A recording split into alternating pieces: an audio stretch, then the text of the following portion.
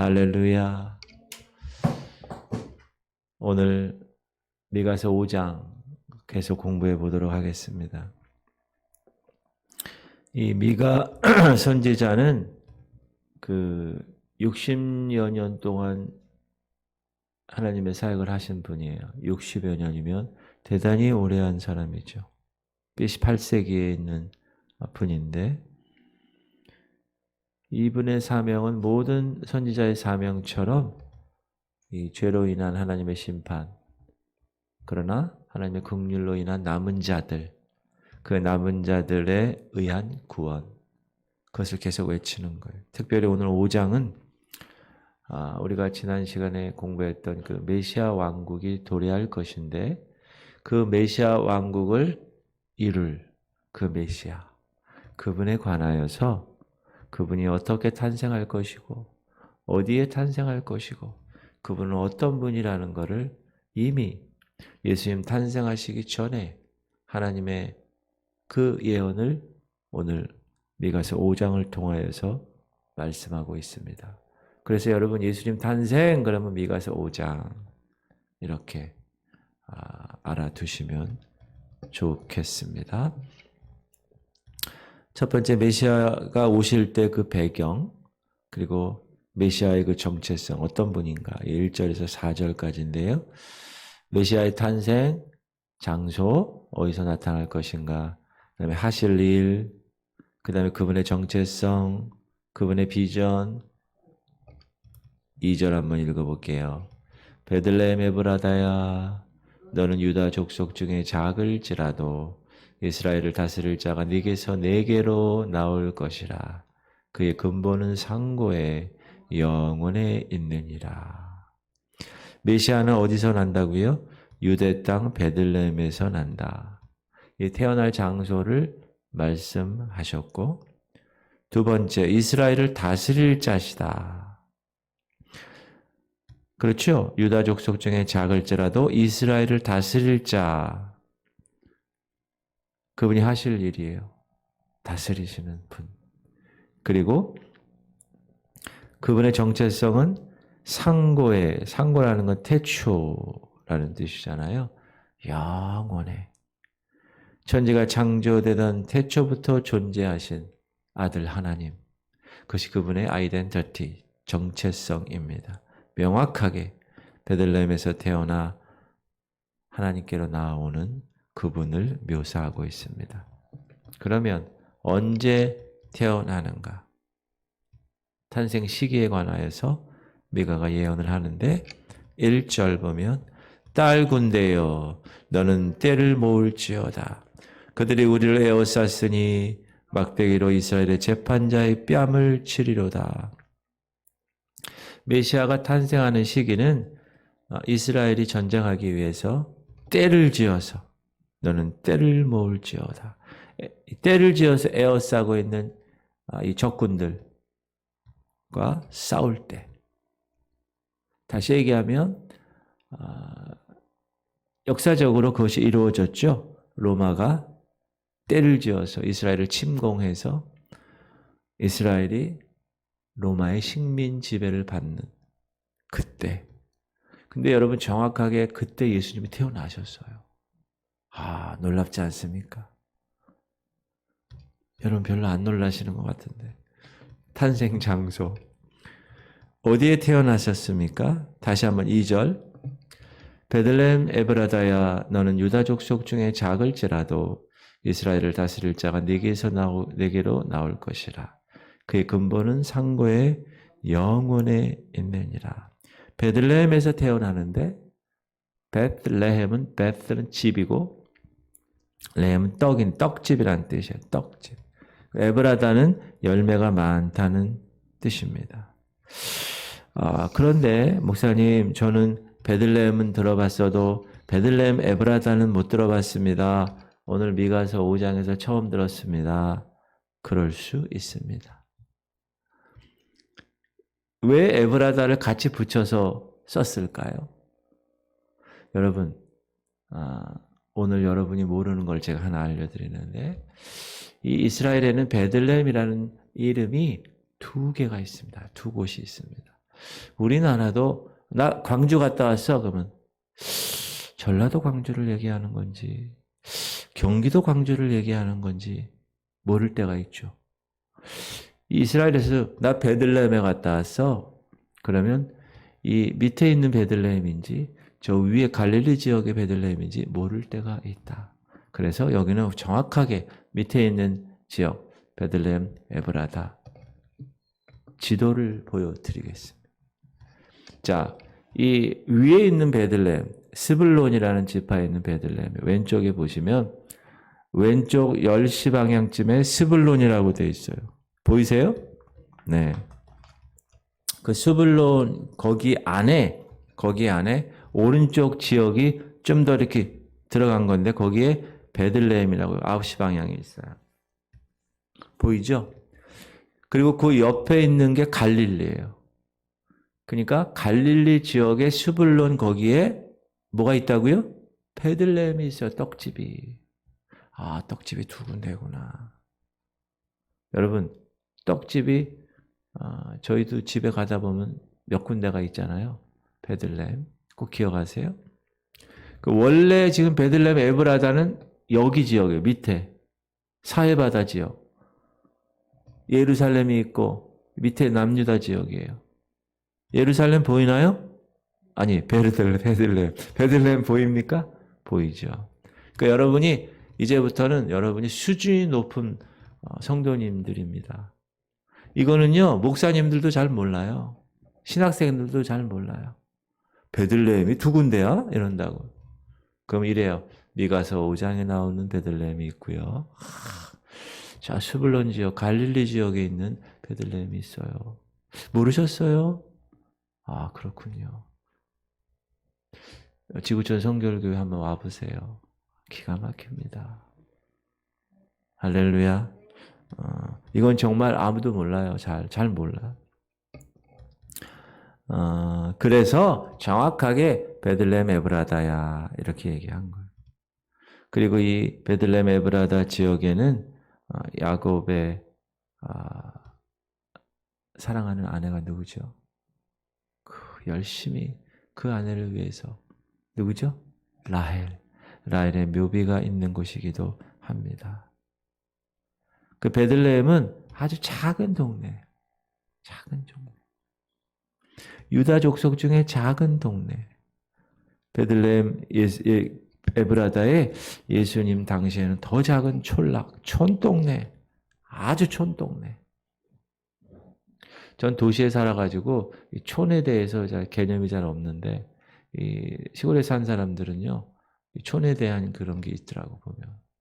저는 촌이 더 좋은 것 같아요. 도시보다. 지나가는 풀도 다 이름을 알아. 이건 무슨 풀이고 무슨 나무고 무슨 나무고. 근데 저는 다 풀이야. 저는 다 풀이고 모든 게 다 나무인데. 근데 촌에서 이 농촌에서 자란 제 친구들 보면 이거는 여름에 어떻게 해서 열매 얻어가지고 뭐 넣고 뭐를 만들고 뭐 효소를 만들고 막 이렇더라고요. 이 베들레헴은 작은 당시에 촌이었다. 산동네, 소도시였다. 종의 형체를 입고 오실 메시아 그분은 어떤 권세 있는 특정 지역의 후광을 입지 않으시고 이름 없는 한 작은 시골 베들레헴에서 출생하실 것이라고 이야기한다. 예언이 됐고 역사적으로 그렇게 태어나셨어요. 이 떡집 베들레헴의 의미가 무엇일까요? 예수님을 통해서 모든 사람이 다 그 떡을 먹고 생명의 떡을 먹고 살아갈 수 있기 때문에 그분을 떡집에서 태어나게 하신 거예요. 자, 그분의 정체. 그분의 신분은 무엇인가? 이스라엘을 다스린다고 그랬죠, 아까. 통치자, 왕이신 메시아다. 그리고 그의 존재는 상고에서부터 아주 오랜 옛날 천지가 창조될 때부터 계셨던 분. 여러분, 예수님이 신약시대 응애 아기로 태어나서 그때부터 있는 게 아니라 원래 태초부터 아들 하나님이시죠. 우리는 삼위일체 하나님을 믿습니다. 그렇죠? 창세기에 우리의 형상을 따라 우리가 사람을 만들자 했을 때 그 우리가 삼위일체 하나님 말씀하시는 거잖아요. 성부, 성자, 성령. 근데 이 성부 하나님, 성자 하나님, 성령 하나님에서 메시아의 성자 하나님은 특별한 거. 왜? 인간의 몸으로 이곳에 와야 되니까. 그런 인물을 갖고 있어요. 근데 그분은 그때 올 때 생기신 분이 아니라 태초부터. 요한복음. 태초에 말씀이 계시니라. 이 말씀이 하나님과 함께 계셨으니 이 말씀 곧 하나님이시라. 그가 태초에 하나님과 함께 계셨고 만물이 그로 말미암아 지은 바 되었으니 지은 것이 하나도 그가 없이는 된 것이 없느니라. 그래서 하나님 성부 하나님께서 계획을 다 세우시고 성자 예수님이 직접 만물을 창조하시고 그 직접 만물을 창조하실 때 성령 하나님이 수면에 운행하시면서 그 힘으로 탁 창조하신 거예요. 그래서 이 창조는 성부, 성자, 성령 하나님의 삼위일체 하나님이 다 관여하신 것이다. 설계는 건물을 지을 때 설계하잖아요. 설계는 하나님, 아버지 하나님이 직접 노가다 뛰시면서 하신 분은 예수 그리스도. 근데 그 노가다를 뛸 때 힘을 공급하는 것이 성령 하나님. 그리고 이사야 선지자는 이 메시아 예수를 이렇게 이야기합니다. 이는 한 아기가 우리에게 낳고 한 아들을 우리에게 주신 바 되었는데 그의 어깨에는 정사를 메었고 그의 이름은 기묘자라. 기묘자가 뭐야? 원더풀. 와, 기가 막히네. 모사라. 카운셀러. 야, 그분에는 상담도 해주고 참 지혜도 많으시고 전능하신 하나님, Almighty God, 아주 능력의 하나님이고 영존하시는 아버지라, Everlasting Father, 아주 영원토록 계시는 분이고 평강의 왕이라, Prince of Peace, 평강의 왕자다. 이사야서는 정확하게 예수 그리스도가 이런 분이라는 것을 말씀을 하신 분이다. 그분의 정체성. 자, 그러면 그분이 어떻게 통치하시고 그분의 통치의 특징은 어떤가? 네 가지로 증거하고 있는데 첫 번째, 그분은 신적으로 통치하십니다. 4절 상반절 시작. 그가 여호와의 능력과 그의 하나님 여호와의 이름의 위엄을 의지하고 서서 딱 서 있는 거예요. 근데 그가 어떻게 서 있다고요? 하나님의 능력과 하나님의 이름으로 서 있다. 하나님이시라는 거예요. 요한복음에서는 메시아 그분이 뭐라 그러는가? 아버지 하나님과 나는 하나야. 시작. 나와 아버지는 하나이라 하신대. 그러니까 주변에 들었던 그 얘기를 들었던 이 사람들이 아니 저놈 요셉의 목수의 아들 예수 아니야? 근데 무슨 하나님의 아들이라고 저는 헛소리를 하고 있어? 하나님을 모독하고 있네. 이놈의 자식. 하나님을 모독하면 어떻게 해요? 죽어야 돼요. 돌을 맞아서. 돌을 들어서 죽이려고 하죠.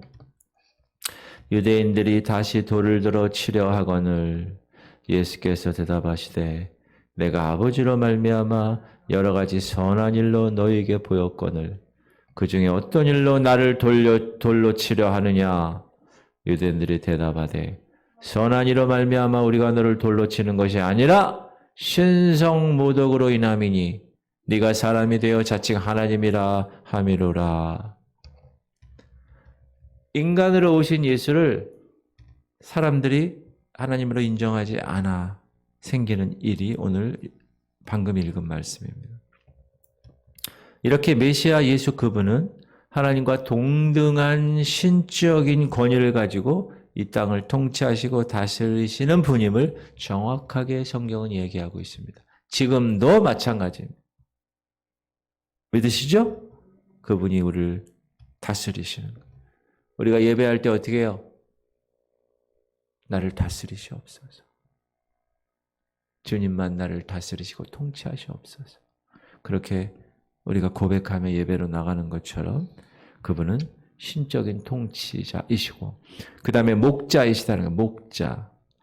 4절 중반절 보면 목축하니 그들이 거주할 것이라.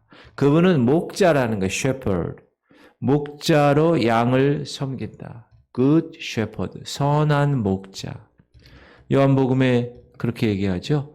나는 선한 목자라. 선한 목자는 양들을 위하여 목숨을 버리거니와. 선한 목자의 정확한 정체성이 나와요. 뭐죠? 양들을 위해서 목숨을 버리는 목자. 제가 여러분을 위해서 목숨을 버리는 목자.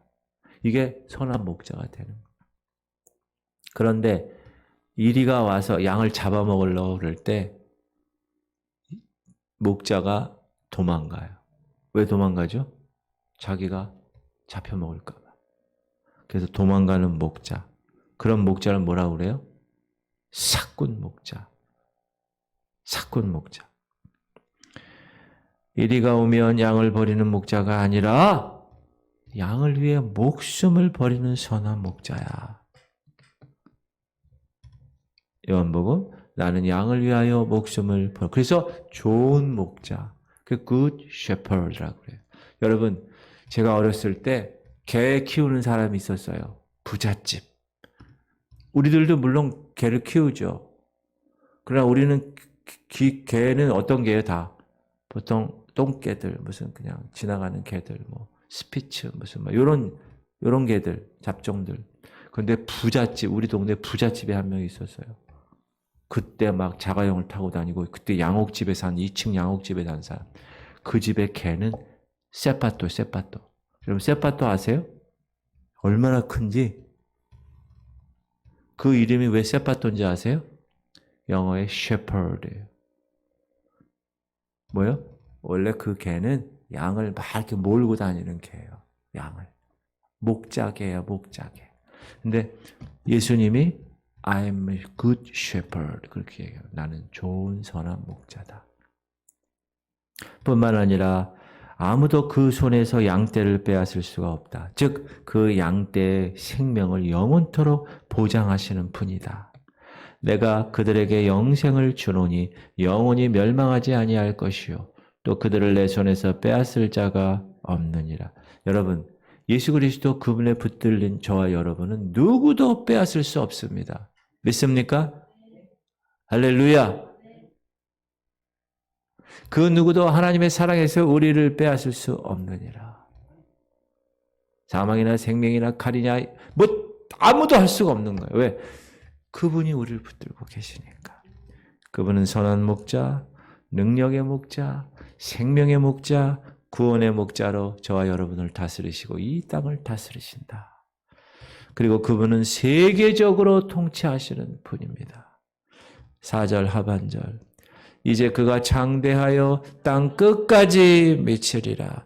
그 메시아의 통치력은 이스라엘뿐만 아니라 모든 세계, 땅 끝까지. 여러분, 땅 끝까지 그럼 무슨 생각이 나요? 사도행전 1장 8절. 오직 성령이 너에게 임하시면 너희가 권능을 받고 예루살렘과 유대와 사마리아와 땅 끝까지 이르러 내 증인이 되리라 하시리라. 메시아 그분은 땅 끝까지 통치하시는 분이십니다. 예수님의 마지막 유언의 말씀 마태복음 28장. 그러므로 너희는 가서 모든 민족을 제자로 삼아 아버지와 아들과 성령의 이름으로 세례를. 모든 민족. 계시록에서 보면요. 계시록.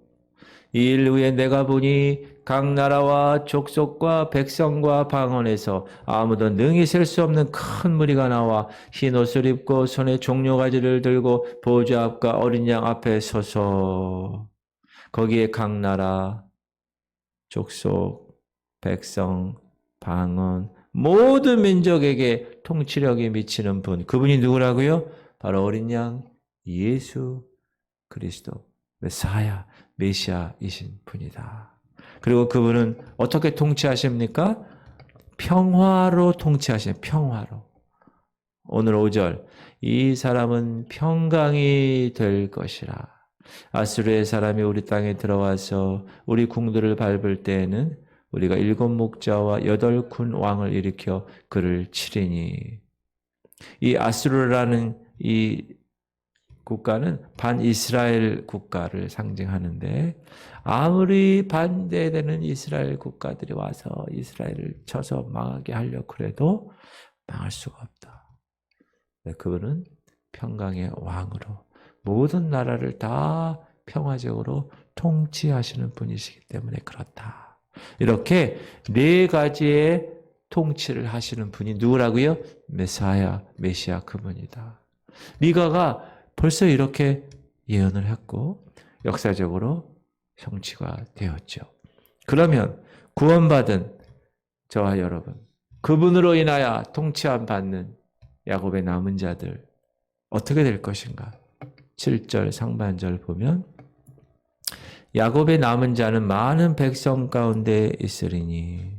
다시 말해서 야곱의 남은 자는 뭡니까? 하나님이 택하시고 하나님이 약속하신 하나님의 백성들의 특징. 첫 번째는 뭐냐? 7절 하반절. 그들은 여호와께로부터 내리는 이슬 같고 풀 위에 내리는 단비 같아서 사람을 기다리지 아니하며 인생을 기다리지 아니할 것이요.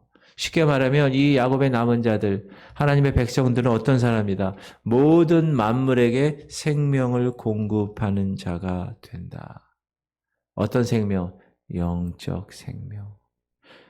여러분이 그렇게 되시기 바랍니다. 여러분을 통하여서 영적 생명이 사람들에게 전달되는 사명, 그게 사명자예요. 그리고 두 번째, 야곱의 남은 자는 여러 나라 가운데와 많은 백성 가운데 있으리니 그들은 수풀의 짐승들 중에 사자 같고 양떼 중에 젊은 사자 같아서 만일 그가 지나간즉 밟고 찢으리니 능히 구원할 자가 없을 것이라. 여러분, 동물의 왕국 지금도 하잖아요. 저 어렸을 때 동물의 왕국 많이 봤는데 동물의 왕이 누굽니까? 사자예요, 사자. 수풀들 짐승 중에서 젊은 사자처럼 아주 강한 자가 된다. 누가? 야곱의 남은 자가, 저와 여러분이 그렇게 된다는 거예요. 세상에서 볼 때는 저 찌그러진 예수쟁이들, 저 목사 저거, 교회 다니는 저것들 막 이렇게 생각할 수 있지만 하나님은 우리를 그 수많은 들짐승 중에서 젊은 사자처럼 강한 자가 되게 하실 것입니다. 할렐루야. 그런 프라이드를 가지셔야 돼요. 그리고 승리자가 된다는 거예요. 10절. 여호와께서 이르시되 그날에 이르는 내가 네 군마를 네 가운데서 멸절하며 네 병거를 부수며 네 땅의 성읍들을 멸하며 네 모든 견고한 성을 무너뜨릴 것이며. 이제 예수님 다시 오실 그날은 모든 전쟁은 다 종료될 것이다. 우크라이나와 러시아가 전쟁하고 있죠. 얼마나 불쌍합니까? 가족들하고 오늘 아침까지 살았는데 갑자기 징집이 돼서 예비군 30만 가지고 이별해서 전쟁터에 끌려가는 거예요. 얼마나 불쌍합니까? 그러나 예수님 다시 오실 그때는 이제 네 군마를 네 가운데서 멸절하면 이제 전쟁이 다 종결될 것이다. 그리고 하나님만 섬기게 될 것이야. 시작. 내가 또 복수를 네 손에서 끊으리니 네게 다시는 점쟁이가 없게 될 것이며 내가 네게 새긴 우상과 주상을 너희 가운데서 멸절하리니 네가 네 손으로 만든 것을 다시는 섬기지 아니하리라. 그동안에 섬겼던 복술, 점쟁이, 우상, 주상, 보이는 거 비나이다 이거 다 멸절시키는, 하나님보다 더 섬겼던 우리들, 지금 우리들 세상에서 뭐예요? 돈, 자식, 환경, 명예, 권세 이런 거 있죠. 백그라운드. 하나님보다 그게 더 우선이면 그걸 가. 주일날 알바를 더블로 준다 그러면 주일날 교회 안 나오고 알바를 간다. 이거는 안 되는 거죠. 그렇죠. 참 하나님만 섬기는 시대가 될 것이다. 어느 시대? 메시아 시대. 메시아가 다스리는 그 시대. 할렐루야. 미가서 5장 이 말씀은 여러분 대부분 95% 정도 다 성취되었어요. 근데 아직 성취되지 않은 나머지가 있어요. 그때는 언제 성취될까요? 예수 그분이, 메시아 그분이 다시 오실 때. 두 번째로 오실 때. Second coming. 첫 번째로 오실 때는 뭐였죠? 응애 베이비로 베들레헴 에브라다에 태어나신 그분이 이제 다시 오실 때는 심판자로 오실 것입니다. 처음에는 구원자로 오셨어요. 그러니까 두 번째는 심판자로 오시는 거예요. 이런 참된 만왕의 왕이요 왕 중의 왕인 이 메시아 그분을 우리는 섬기고 있고 다시 오실 그분을 우리는 기다리고 있고 오늘도 이렇게 새벽을 깨우며 살아가고 있습니다. 할렐루야. 프라이드를 가지세요.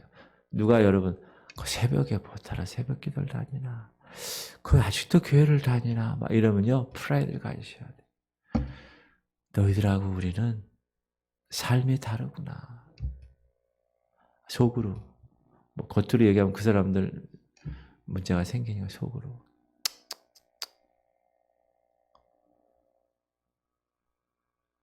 그거 뭐라 그러죠? 참새가 봉황의 뜻을 어찌 알리요? 속으로 그렇게 하세요. 참새가 봉황의 뜻을 어찌 알리요? 불쌍히 여기고 그를 주님의 거룩한 메시아 백성이 되게끔 여러분이 전도하시면 됩니다. 그분께 찬양을 돌리고 메시아 그분을 소유한 우리는 너무너무 감사하고 너무너무 기뻐서 그분으로 인하여 다 함께 기쁨을 나누는 여러분 되시기를 주의 이름으로 축원합니다.